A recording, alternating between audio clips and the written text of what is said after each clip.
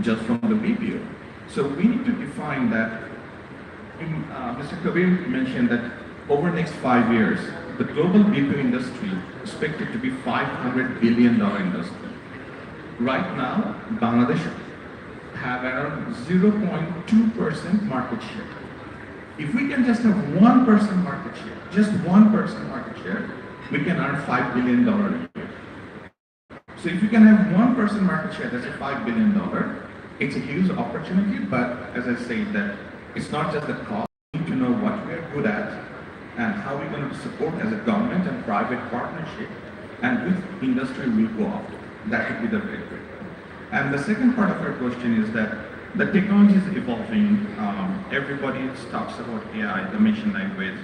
I do not see this, having worked and being an engineer for the last 20 years, that it's not a disruption, it's a value addition. What I mean by that, last night I asked AI, I was just asking Grow, that okay, give me a plan for Bangladesh BPO industry. What should be our strategy to attract $5 billion? Within 30 seconds, it give me a plan.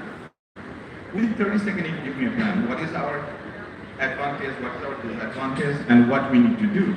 I'll just end by saying one last thing. What is really critical when we compete in global industry, for this kind of work, outsourced work, in the BPO industry, there is a 80 currently published an index called GSLI, Global Service Location Index. That means that from the best in the world to the worst in the world, we rank well. And the last GLI index, Bangladesh ranked 33. Being 33 will not get here to there. So we need to work to improve on the GSLI index for the multinational companies. You need to have the right people and the workforce with the right skill. You need to have the right infrastructure, connectivity, and then you need government and private partnership. So we need to work together holistically, that how government and private sector can work. We can bring our young generation and skill them with the right skill set, and we have to ensure that the connectivity is key. If the connectivity is not there, no global company will come and invest in Bangladesh. Thank you. Thank you, Rehan. Very important that if we can at least bring that 0.2% to 1%, we can actually achieve that target of $5 billion. That's very, very important. Next question is to Julian. Julian Dior is the Economic Counselor of Embassy of France in Bangladesh. Julian, how can we improve international investors' trust in long-term partnership? Because Ambassador Kabir in his keynote was talking about partnership, which is very, very important. And for any partnership, we need that trust. So how can we do that? How can we build that trust? Thank you very much for the question. Maybe, so it's been 5 years, a little more than 5 years I've been in Bangladesh, and maybe from the heart, one comment. So we hear a lot of, we need to improve this, we are 0.2, we are 33rd. I think it's also important to celebrate what has been done so far. I think a 1 billion export industry is already quite an achievement. I know Bangladesh is always looking forward to do more and progress in the global stage, but I think it's many entrepreneurs, sometimes only in their home, being part of this BPO business. So also take a moment of celebrating that together. That being said, of course, it can be improved. Maybe I will talk about Europe and France in particular. I believe it's very much an untapped market when it comes to outsourcing. Much is happening in the region, maybe North America, Australia a bit, but really Europe is lagging behind when it comes to export from Bangladesh in the BPO and the outsourcing. Maybe to give some data, the outsourcing from France is roughly 25 to 27 billion euro worth market. It's slightly more than the RMG market, by the way. RMG market to France is 20 billion. So we see the huge potential there is in investing time and energy in going to securing contracts in France and in Europe. Um, you've mentioned who are the competitors of Bangladesh who is doing good. If we consider the neighbor India doing very good in the IT outsourcing, just for the French market, there is 2 lakh people working in India for the French market. It's roughly 5 billion USD. So they managed to do something that it's worth looking at and learning from. If we consider coming back to Bangladesh, and let's be honest, there is no major footprint here. And the question you raised about the how do we build trust is a very important one.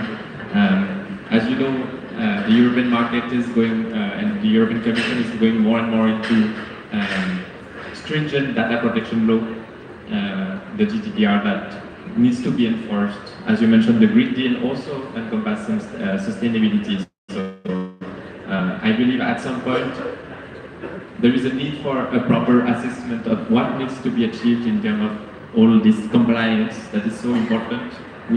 Somehow it's the same recipe. We see for the RMG. RMG compliance was so important, and when Bangladesh started investing time and energy on that, it has boosted the RMG market. So the same goes for BPO and outsourcing. And I cannot thank enough Ambassador for mentioning the importance of relying on your diplomatic network. I think even they could be invited to such forum, even remotely, I guess, because there are exchanges that should be done. As you know, us in embassy here, our duty is to promote export from France to Bangladesh, not the other way around. So we can, of course, work on all the partnerships. This is very important on promoting skills.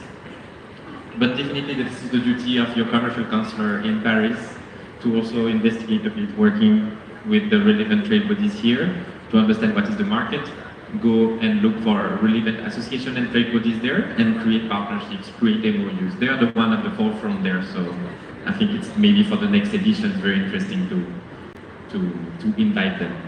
I'll stop here. Thank you. Julian, you told me you need to go. Can you stay a little more, or? Not really, though. Okay, so I have another question for you. I was thinking of coming into the second round. Let me ask you the question now. The question is that how do you assess the current infrastructure, that we have? I mean, I'm talking about digital infrastructure, legal infrastructure, regulatory infrastructure, in terms of supporting high-value outsourcing. So what is your assessment? So it's still... you can hunt. No, I will be very blunt. So infrastructure is a very wide word. Maybe I will focus on one, which is education. It's not very infrastructure, but still we need to invest on that, so it's similar. And here, since you asked me to be blunt, I will be very blunt. We've been working for 2 years with the ICT Ministry on a project to open an IT institute here in Bangladesh. It's been 2 years. Nothing has happened. The IT Institute in France is very keen to do it, and they have training on cybersecurity on very various aspects, so very relevant to the outsourcing. We've been told there is some venue available empty in some Truet, Rashai. So no physical obstacle to that. Still nothing has happened. So we are very committed to support the effort in improving the infrastructure, but I think it's also very important to work together on that point. So the roadblock is not always financing, but it can also be on how do you, as ICT Ministry, focus on various points and how do you achieve these milestones. When it comes to the governance, I think a lot have been improved, and we see it today happening in the data governance in Bangladesh. The European Union is working also a lot with the ICT division on how to strengthening it further to support the compliance here of the IT sectors.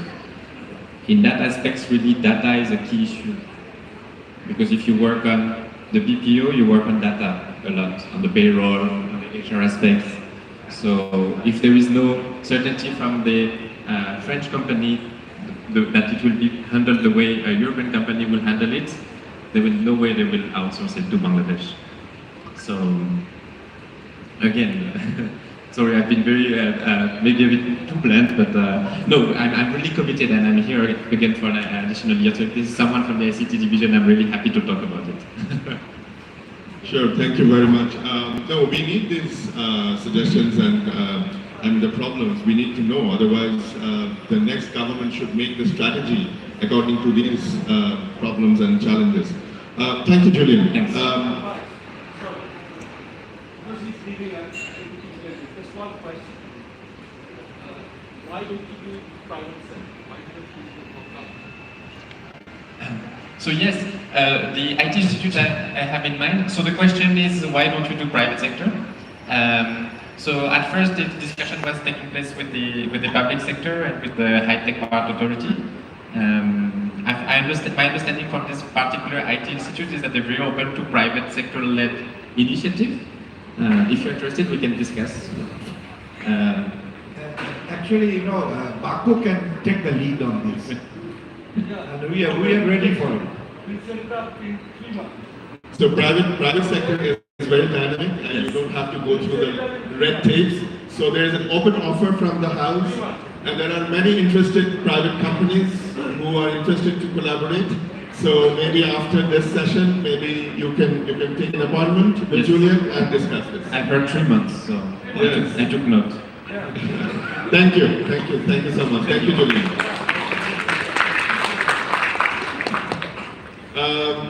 Next question is to Ms. Srimali Jayaratna. She is the Minister, Commercial Councillor of the High Commission of Sri Lanka in Bangladesh. Srimali, you know that Sri Lanka is an aspiring country like Bangladesh to take a sizable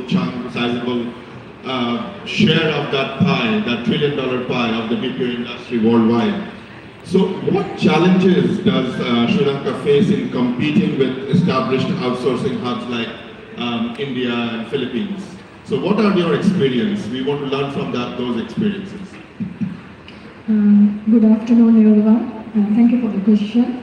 Yes, Sri Lanka is an emerging destination in the BPO industry, like Bangladesh. And we both countries have a same vision. I know that Bangladesh has a vision by 2030, increase the revenue generated from the industry to 5 billion. So we are also, Sri Lanka also working for the same objective, generating 5 billion from the industry by 2030. But this Sri Lanka is known for high-end and quality BPO service provider, and our professionals are known as very high-skilled workforce. But we have challenges because when it comes to the global market, actually these challenges are not unique challenges to Sri Lanka. These are common challenges to both Sri Lanka and Bangladesh. Because when it comes to the global market, both Bangladesh and Sri Lanka is holding less than 1% of the BPO industry. But our players, our competitors like India, Vietnam, Malaysia, Philippines, they are holding more than nearly 60% of a market share, and they generate revenue, like billions of revenue from the industry. So they have vast experiences, they are providing wide range of services, and they have well-established workforce. So what are the challenges that we are facing? The first challenge is skill gap and talent retention.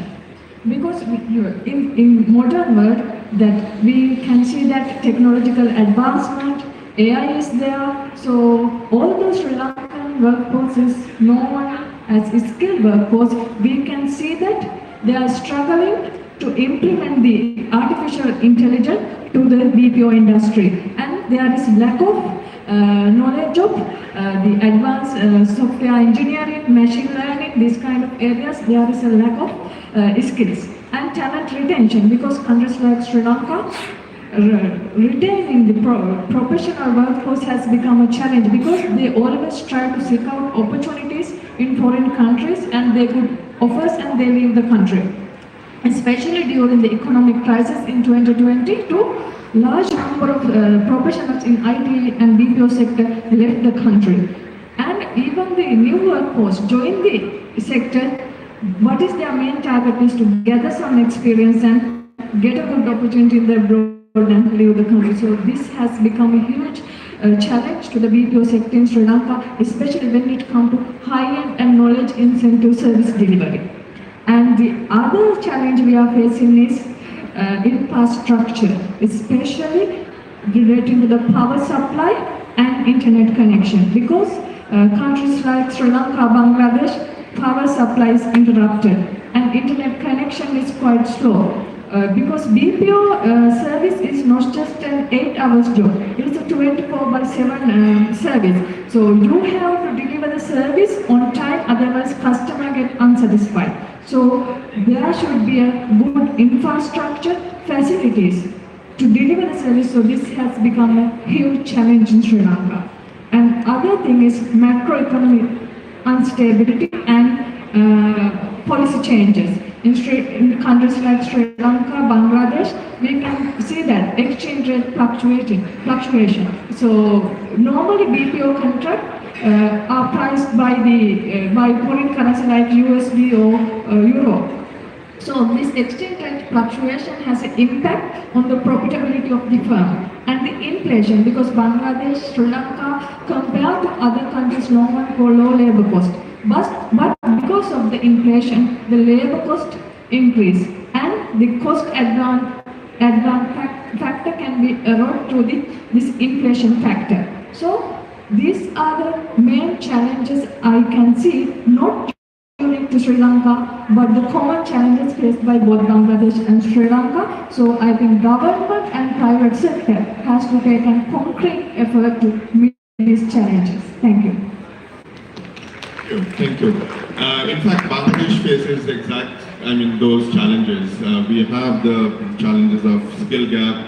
We have the problem of brain drain, retention problem, the infrastructure problem that you have mentioned. So we have similar problems. We'll talk about in the next round how we can, mitigate that by collaboration.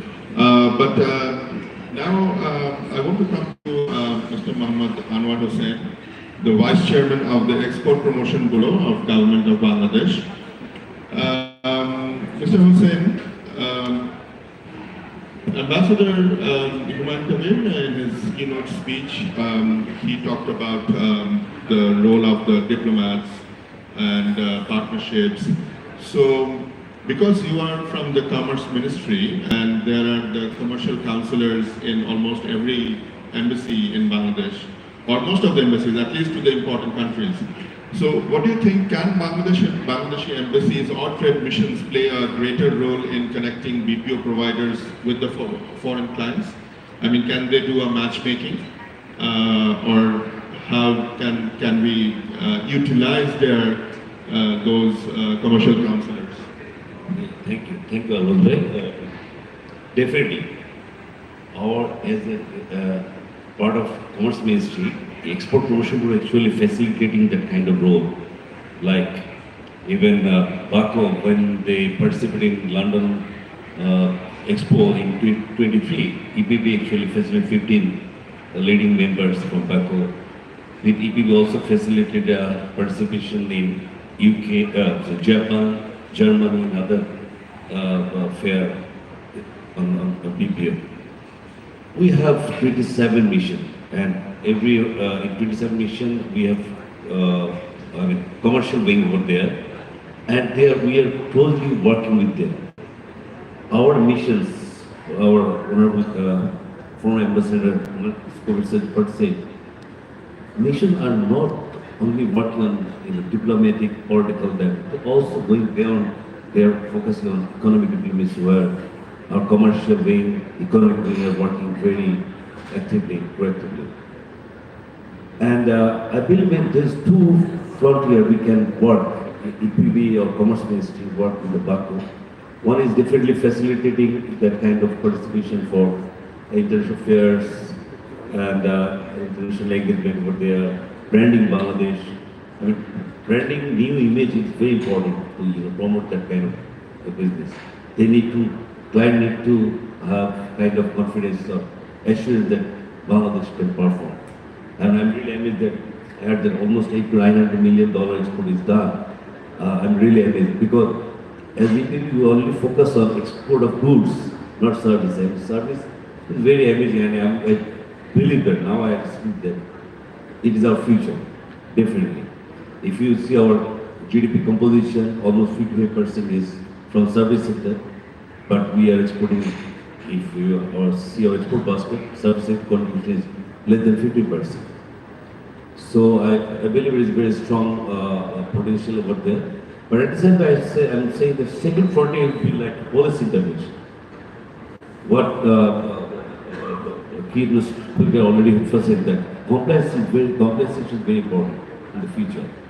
You know, after 2027, European Green Deal, utilities issues there, European Union, human rights and HREDD, human rights. I forgot the whole due diligence issue, CSDDD, ESG issues are there. It is not only that you have a good infrastructure, good green building, but you also have to have kind of social compliance. Have to ensure better working condition, better package for the people who will be working over there. And governance issues also there. How you are managing the company, whether it is ethically, you have ethical practice, following the ethical practice or not, how you accounting process of management. It's kind of a lot of issues that they will, lot of parameters will be over there. So I'm saying that there is one, another area is that we have to have compliance issue, that is saying that policy intervention. Accordingly, we have to align with our national policy, with the aligning with the global standards. At the same time, we also have to have our proper incentive structure to promote BPO and other allied digital exports. I heard that, I already had discussion with a couple of people that when they try to provide the services for accounting or financial services, they are charged large amount of VAT, like 15%, and then another AIP sort of issue. So we need to collaborate with BACO. We'll definitely EPP is ready to work with BACO to simplify, rationalize the duty structure so that they can be incentivized and can compete. Important thing is that they have to be competitive in the global market. If my peer countries are exempt of that kind of tax exemption, then we have to look into it. So, and when you say that you have a vision of $5 billion by 2030, I think it is very pragmatic, it is not too ambitious. Think that we have to have right policy in place, and for that we need collaboration. Thank you. Thank you. Very, very important. We need to have the right policy. We will talk about these, more about these policies. My next question will be to Ms. Rubaba Daula, who is the Country Managing Director of Oracle, Bangladesh, Nepal and Bhutan. So Rubaba, you have worked, the Oracle has worked with the Bangladesh government very closely, and you have seen how partnership works, at least in the government level. What do you think, what are the key factors global companies like Oracle, they consider before choosing a BPO partner? What are those qualities they look for, and what role do international partnerships play in enhancing Bangladesh's IPO and BPO capabilities? Thank you. It's a very important question and pertinent to the topic that we're talking about. Actually, much has been spoken already, and keynote itself was very, very extensive and covered a lot of these areas. I think in one word, if I were to say what global companies are looking for, we are looking for partners and not vendors. There's a big difference. Partners who can evolve from practical execution to strategic collaboration. So when global companies choose a BPO partner, we are not only just outsourcing a process, we are also extending our brand, our values, and our promises to the customer. So it becomes much more important for us to choose a partner very carefully, diligently, because it's not, the criteria is no more cost and efficiency. The criteria is about strategic alignment. Does this partner align with our values, align with our promises to our customers? Only then it would actually mean value to our end user, right? So this is what we are looking for. So the question we ask is this partner able to grow with us? Is this partner able to scale? Not only expansion, sometimes you have to also lower it. So is the partner flexible? The other question we often ask is, does the partner understand the importance of compliance and data security? I think we have all spoken about the fact that data security is very important. But for global companies, they are responsible even for their third-party outsourced partners. So it's extremely important for them to understand what's the reputation of the partner and whether they are compliant and they ensure data security of my data and our customer data. So that's extremely important. So talent, trust, technology. These are the three key pillars, I would say, that the global companies are looking for when they're choosing a BPO partner. And when I talk about technology, it's also important because today, as I said, it's not only about talent, it's also about the next level of skill development that we're looking for. So if I see a partner who's really expanding business and only extending their maybe manpower count or head count, so to speak, that will not add value to me. It's the kind of quality you're bringing into that skill set, the kind of value you're adding to it. So in this era of AI, data analytics, and the use of digital platform, are you investing in these kind of high skill, labor? That's what we really want, because that's where you're going to add value. You see, for us, we want to be a lean company. Global companies now want to be lean, efficient company, and they want to outsource to the subject matter experts, the SMEs. Earlier days, it used to be, I'll tell you what to do, you do exactly that. Now what we expect is that you will add value to it. So it's not that whether you can do the task in the most cheap manner with cheap labor, no. How are you going to create a lasting value for it? So this is what, in a nutshell, we are looking for. And of course, the most important aspect, other than choosing a partner for a global company, is the country that we are choosing, right? So for a country like Bangladesh, we are very well positioned with 65% of the population with the age group of, say, below 35. But at the same time, and we have a government who is backing this, progress in the BPO industry. But at the same time, we have to have predictability. We have to ensure business continuity. The changes in tax regime, the changes in policies, that has huge impact on these global companies. And for them, then it becomes very easy to switch. And that perception that you create, any negative perception, takes years of work to mitigate and to bring back to a positive perception. So we have to be extremely careful in committing to providing that kind of services to global company from a partner company perspective and from a country perspective. Thank you so much. You talked about 3 T's, talent, trust, and technology. These 3 T's are very, very important and very crucial, that predictability and consistent policy. Without that, global partnerships actually will not happen. So we must keep that in mind. We're lucky to have the former Minister of Commerce of Government of Bangladesh, Mr. Amir Khosrow Mahmood Chaudhry, with us as the chief guest. Mr. Chaudhry, my question to you is, what you have heard what our experts they have said, their suggestions, their concerns.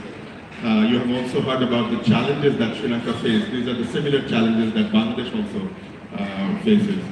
So what strategic reforms do you believe are essential for Bangladesh to be a global outsourcing hub post LDC graduation? Because you know next year from November we will be graduating to a middle income country and we will be facing a lot of challenges. So what reforms do you think, what strategic reforms do you think is necessary?